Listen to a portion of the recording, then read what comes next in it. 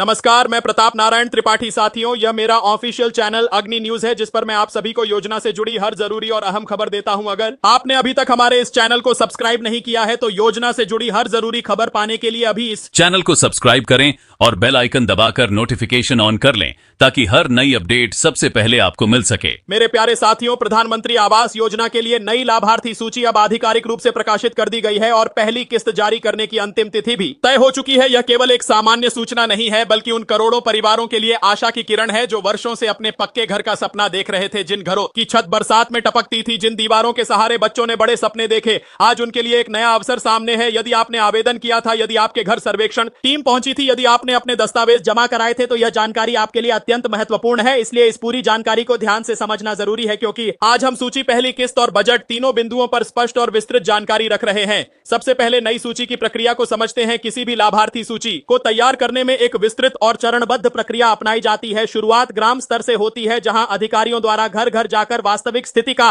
निरीक्षण किया गया। यह देखा गया कि परिवार की आर्थिक स्थिति क्या है और आवास की वर्तमान अवस्था कैसी है। यह भी सुनिश्चित किया गया कि जिनके पास पहले से पक्का मकान उपलब्ध है वे सूची में शामिल न हो। इसके बाद ब्लॉक स्तर पर दस्तावेजों का मिलान और सत्यापन किया गया। आय प्रमाण पत्र, परिवार के सदस्यों की जानकारी, सभी विवरणों की जांच की गई। सबसे अहम बात यह है कि योजना केवल वास्तविक जरूरतमंदों तक पहुंचे, इसीलिए सख्त सत्यापन पर जोर दिया गया है। इस योजना का मुख्य उद्देश्य उन परिवारों को पक्का आवास उपलब्ध कराना है जहां सुरक्षित छत की कमी है। जब परिवार के पास अपना सुरक्षित घर होता है तो बच्चों की पढ़ाई का वातावरण बेहतर होता है, माताओं और बहनों को गरिमा मिलती है और प्राकृतिक परिस्थितियों से सुरक्षा भी सुनिश्चित होती है। यह योजना केवल आर्थिक सहयोग नहीं, बल्कि सामाजिक बदलाव की दिशा में एक महत्वपूर्ण कदम है। सरकार ने इस योजना के लिए कुल 18 लाख करोड़ का व्यापक बजट स्वीकृत किया है, जो अब तक का सबसे बड़ा